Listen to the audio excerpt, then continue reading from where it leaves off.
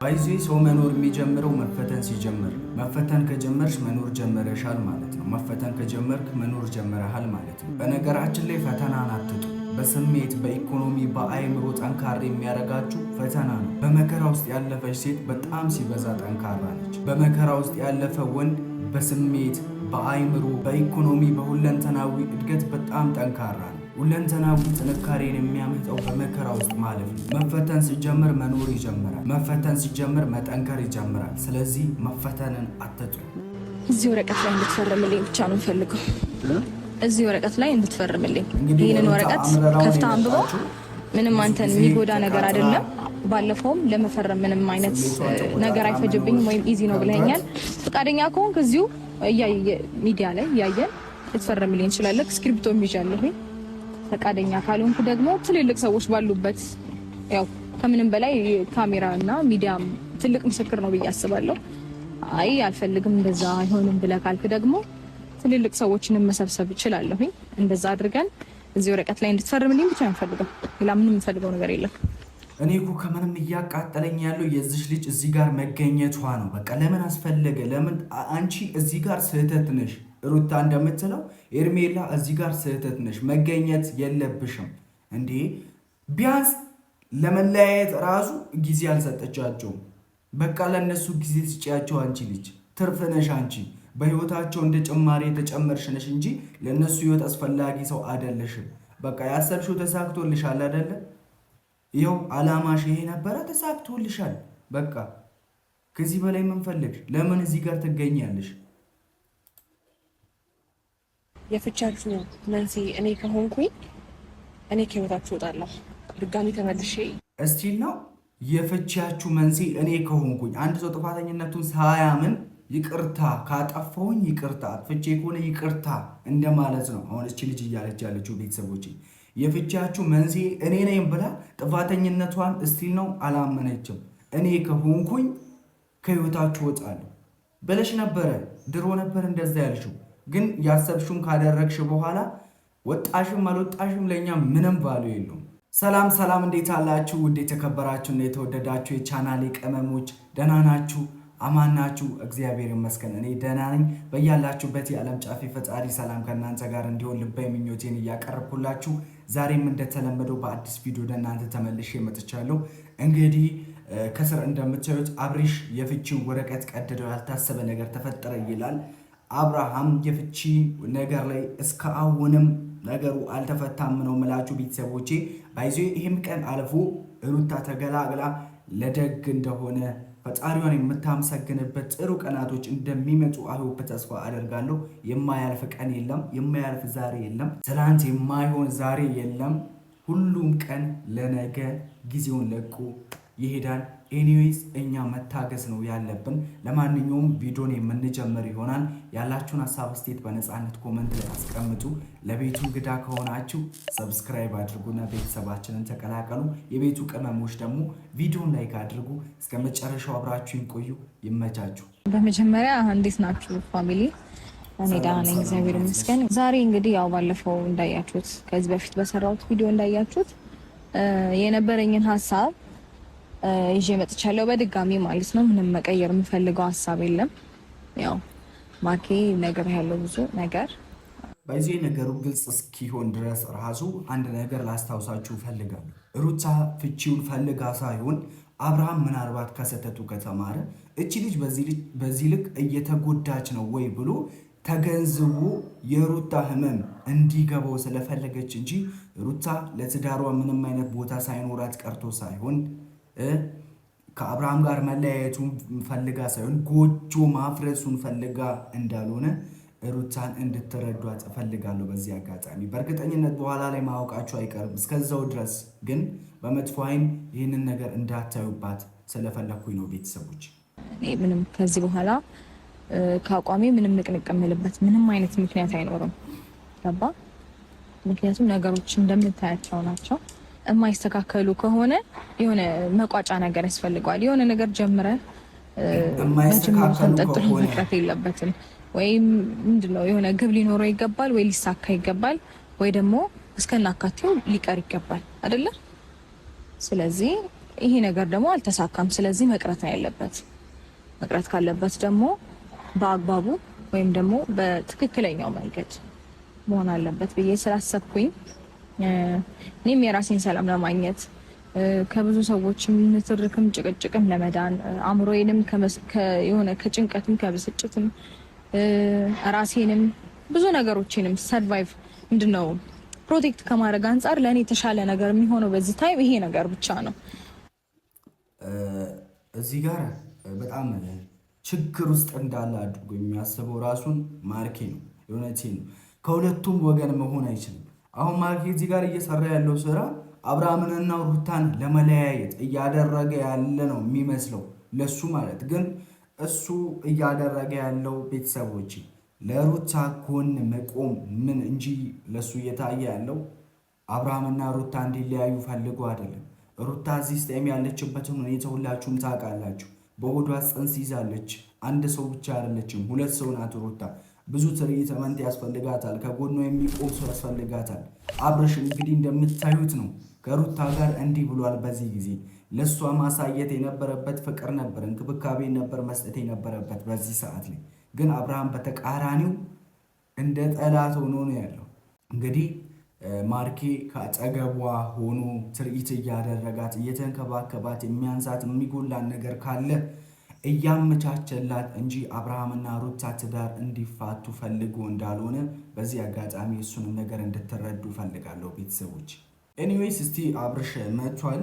ይህንን ነገር ምን ይላል በዚህ ሀሳብ ላይ ድጋሚ ይሄ ሀሳብ ሁለተኛ ድጋሚ የተነሳ ነገር ቢሆንም ምን ይላል ይፈርማሉ የሚለውን ከእናንተ ጋር አብረን እናያለን ቤተሰቦች። ውሳኔሽን በዚህ ሁለት ቀን አሳውቁኝ ብያት ነበር አይደለ? ዛሬ አንተ ስለጠራኝ ሳይሆን እኔም እፈልግሻለሁ ብያት ነበር። ተቀጣጥረናል። እሱ ጉዳይ ነው የምናወራው። እኔም ጊዜ ውሰጂና አስቢበት ብያት ነበር። የዛሬ ውሳኔዋን ምን እንደሆነ አልተነገረችኝም። ለሁለታችንም እኩል ምን ሰማው ይሆናል። የምትፈልጊውን ነገር ተናገር። ከዛ በፊት ግን ሄርሜላም እየመጣች ነው። ሄርሜላ ልታወራት የምትፈልገው ነገር አለ እና ምን አባቷ ልትሰራ ነው የምትመጣው? ሄርሜላን ማጠራት እንዴ ቤተሰቦቼ? ኢቨን ለመለያየት ለመፋታት ራሱ ጊዜ ያሰጣቸው ምኖች ልጅ እንዴ ሄርሜላ እዚህ ጋር ትርፍ ናት፣ አታስፈልግም፣ መምጣት አይጠበቅባትም። ለምንድን ነው የምትመጣው እንዴ? ማንም እኮ የራስን ህይወት አይኖርም አብርሽ፣ ማንም የሩታን ህይወት አይኖርም። ሄርሜላ ለመጨረሻ ጊዜ እንዴ ላግኛት ብላኛለች። ሄርሜላ ምን ታረጋና በዚህ መሀል አላስፈላጊው ነገር አለ ማለት በዚህ ሰዓት ነው። አሁን በዚህ ሰዓት ልታወራት የምትፈልገው የትነሽ ሄርሜላ? እሺ ለመጨረሻ ጊዜ ላግኛት ስላለችኝ እሷን ካገኘቻት በኋላ ማውራት የፈለገችው እናንተ ማለት ነው። እሱ ትገባ አይታችኋለች።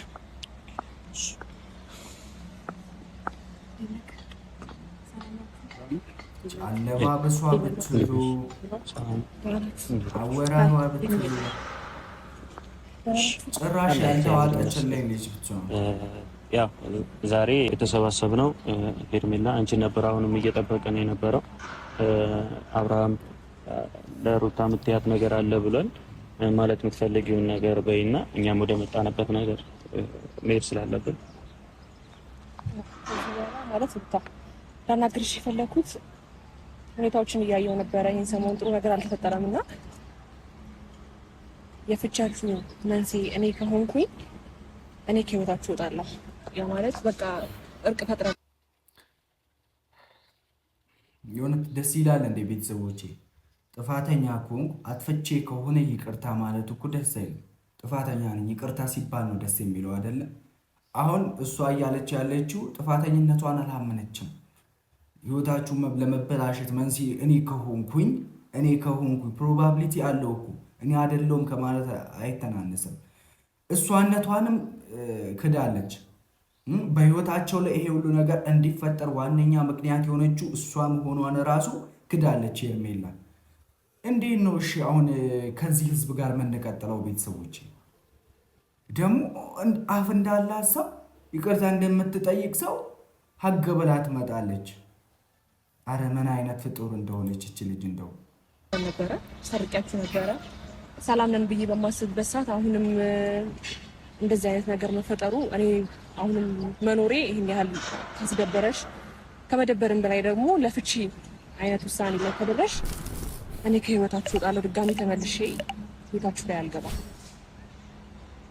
ባንቺም በአብርሃም እና ደግሞ በቃ ሰፊ ጊዜ ላገኝ አልቻልኩም ከአንቺ ጋር ለማናገርም እድሎቹን እየተከፈትሽልኝ አይደለም።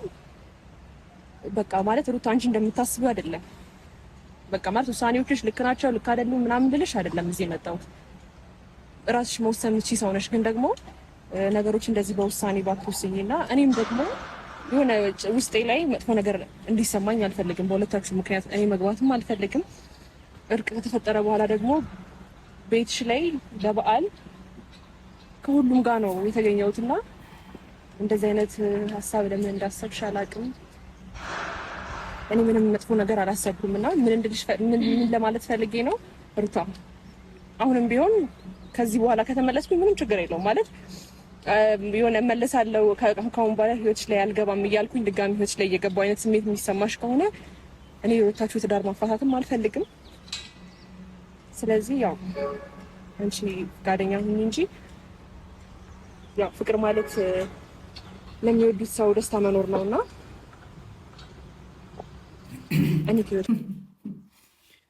ለሚወዱት ሰው ደስታ መኖር ነው። አንቺ እኮ ሩታና አብርሽ ስለተለያዩ ለነሱ አስበሽ ሁለቱ እንዲታረቁ ፈልገሽ አሳዝነውሽ ምናምን አይደለም ያስታረቅሻቸው አይደል? መጀመሪያ ከራስሽ አንደበት እኮ አውጥተሽ ተናግረሻል አይደል? በእነሱ መሀል ላይ የተፈጠረውን ነገር ሶልቭ ሳላረግ አብርሃምን ልጠቀሙ አይመቸኝም ብለሽ ቃል አውጥተሻል ሄርሜላ። ይህን የልዳዎች ነን እንጂ እኮ መስማት አልከበደንም። እንሰማለን እናያለን። ከአንደበትሽ የወጣውን ቃል ደግሞ መካደጅ በሁለቱም መሀል የተፈጠረውን ነገር በወንደሪውን አጣበቤ በኋላ ነው አብርሽን መጠቀም የምችለው ከአብርሃም ጋር መገናኘት የምችለው ብለሽ ራስሽ ተናግረሻል። እንግዲህ ረስተሽ ከሆነ ላስታውስሽ ብዬ ነው። ረስተሽ ከሆነ ማለት ምናልባት እንቀጥል። ለማንኛውም ቤተሰብ ያለሁት ምንም ሚዛን ውስጥ የሚገባ ሀሳብ አይደለም። ጥሩ እሺ፣ የኔ ሀሳብ አሁን ምን መሰለክ፣ እዚህ ወረቀት ላይ እንድትፈርምልኝ ብቻ ነው የምፈልገው። እዚህ ወረቀት ላይ እንድትፈርምልኝ። ይሄንን ወረቀት ከፍታ አንብቦ ምንም አንተን የሚጎዳ ነገር አይደለም። ባለፈውም ለመፈረም ምንም አይነት ነገር አይፈጅብኝም ወይም ኢዚ ነው ብለኸኛል። ፈቃደኛ ከሆንክ እዚሁ ሚዲያ ላይ ያየን ልትፈርምልኝ እንችላለን። ስክሪፕቶም ይዣለሁኝ። ፈቃደኛ ካልሆንክ ደግሞ ትልልቅ ሰዎች ባሉበት ያው ከምንም በላይ ካሜራ እና ሚዲያም ትልቅ ምስክር ነው ብዬ አስባለሁ። ባይዜ ሩታውን ጥንካሬነትሽን በቃ ልባም ሴትነትሽን የምታሳይበት ጊዜ ላይ ነሽ። የእውነት ይህንን ነገር በፍቅር አሸንፈሽ ይህ ሁሉ ነገር ቀርቶ ጀግና ሴት ናት፣ ለቤቱ ኃላፊነት የሚሰማት ሁሉንም ነገር ሶልቭ ማድረግ የምትችል ብልህ ሴት ናት እንድትባይ ነው እኛ የምንፈልገው። ይህንን ነገር ከዚህ ባይበዛ ቤተሰቦች የእውነቴን ነው። አሁን እንደማየው ከሆነ የሩታን ቤተሰቦች ሁላችሁም የየራሳችሁ የውስጣችሁ ሀሳብ ነው ብዬ የማስበው ይሄ ነገር ከዚህ በላይ ባይሄድ ባይቀጥል ባይናችሁ ሁላችሁም አይሁን ተስፋ አደርጋለሁ። አሁን በቃ የሆነው ነገር ሆኖ አልፏል። አብርሃምም ምናልባት ከዚህ ነገሩ ከተማረ ይማራል። የሚማር አይነት ሰው ከሆነ ማለት ማይማር ከሆነ ዝም ብለን ነው እየለፋን ያለ ነው። ነገር ውሃ ቅዳ ውሃ መለስ እንዳይሆን በቃ ከዚህ በላይ ምንም ማድረግ አይቻልም። ጎበዝ ነሽ፣ ብዙ እንትን አድርገሻል። ሚማር ከሆነ ብዙ አስተማሪ ነገሮችን አድርገሻል። ብዙ እንዲቀጣ አድርገሻል። ሚማር አይነት ሰው ከሆነ ማለት ነው። ካልሆነም ደግሞ ይቀራል ነው። ቤተሰቦች እንግዲህ ሳታነበው ደግሞ ከሚሆን ሞር አንብበው አንደርስታንድ ብታደርገው ሞር ላንተ የተሻለ ነው። የኔ በመምጣት ውሳኔ ለመወሰን እንትን ያልሽው ወደ ኋላ መመለስ ያለብን አይመስለኝም። ሄርሚ ሁሉን ነገር አውርቼ ጨርሻለሁ። ወደ ኋላ መመለስ አያስፈልግም። ወደ ኋላ እየተመለሽ ነገሮችን ለማንሳት ችግር የለም። አይዞሽ፣ ማንም ተወቃሽ ማያደርግሽም። ይሄንን እሱም አያውቅም። ይሄንን ወረቀት እስካሁን ድረስ አላየውም። ምን ሆነ ምንም ያም ሆነ በዚህ ለቀን ፍላጎትሽን ንገሪኝ ብያት ነበረ። ዛሬ ለምን እንደተገናኘን ታውቃለህ። ወረቀቱን አይተኸዋል። የተሻለ አላየሁትም። አይሁን ምንም እግዚአብሔርን አላየሁትም። እስካሁን ድረስ እንደዚህ ፍለፊት እንኳን አልወጣሁትም። ይሄ ነገር እንዳይፈጠር ፈርቼ ነበር መጀመሪያም የተናገርኩት። ምንም ቆይ ይቅርታ ማርኬ ተናግሬያለሁ። እሱን ማናችሁም ተወቃሽ እንድታደርጉት አልፈልግም። በቃ ሲጀመር ወደዚህ አንዴ እንኳን አልመጣሁትም። ከኋላዬ ነው ይዤው የነበረው። ስለዚህ ምን ሊያዝ ምን እንዳደርግ ምንም የሚያውቀው ታሪክ የለም። እሱን ተወቃሽ እንድታደርግ አልፈልግም። ይሄ የራሴና የራሴ ውሳኔ ነው። ገባ? እኔ ህይወቴ ውስጥ በምፈልገው ነገር ላይ ማንም መጥቶ እንዲወስንልኝ አልፈልግም። ይሄ የራሴ ውሳኔ ነው። ኦኬ እንድትፈርምልሽ ነው ፈልግ? አዎ እንድትፈርምልኝ ብቻ። ወረቀት ላይ አብረን ባለጌ ናችሁ። እሺ ሁለታችሁ አብረሽ ምነው ጉዳ መጣ ላንቺ መጣመኔ በስንት ያሉት ፍቅር ከጅምሩ ሲቀር ያ ዘፈን የሚያስፈልገው እዚህ ህይወት ላይ ነው ብዬ ነው የማስበው። ቤተሰቦች የእውነት ግን መከራቸው ስቃያቸው በዛ። አቤት ፈተና፣ አቤት በትዳር መፈተን ደግሞ ያለው ሙድ። በስመ አብ ወልድ። የእውነት እኛ ስላልደረስንበት ምናልባት ቀለል አድርገን የምናየው ነገር ሊሆን ይችላል። ኮመንት ላይም ስንጽፍ ቤተሰቦች ቀለል ማለት የለብንም ማድረግ የለብንም።